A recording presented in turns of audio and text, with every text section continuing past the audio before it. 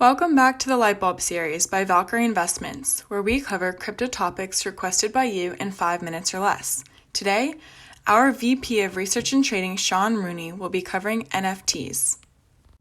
NFTs have quickly become one of the hottest topics in the crypto industry. So let's see if we can make some sense out of where things are now and where they're headed in the future. So to start with a quick overview, a non-fungible token, or NFT, is a digital object that a user can own, and it is stored as data on a blockchain.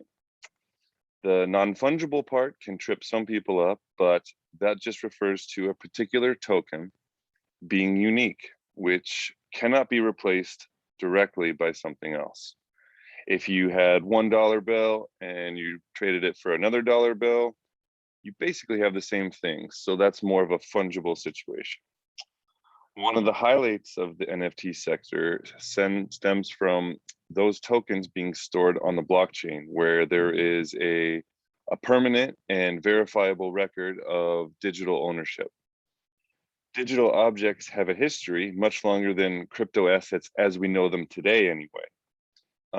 These objects range from art to gifts or social media handles, or another common one would be objects within games like avatars, skins, specialized weapons or abilities, etc.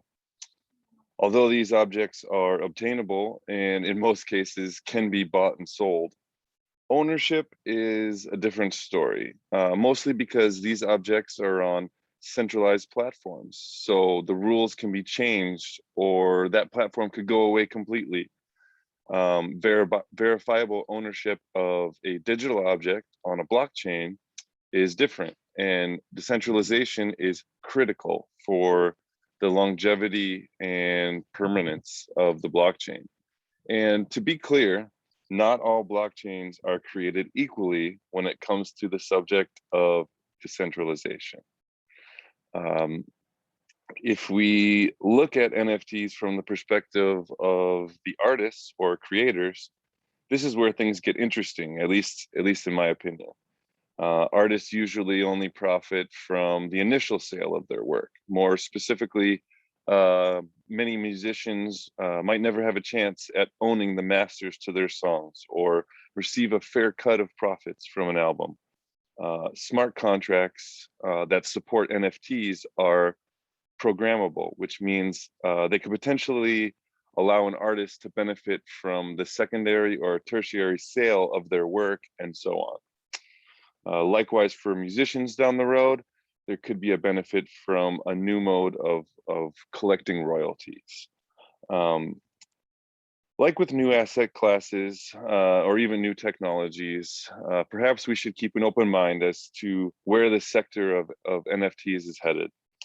On the one hand, this is very new and interesting, but so far NFTs have basically only been in existence in a number go up environment. So there's a lot to figure out, such as what role will KYC and regulators play in this space and in the layer one space in general?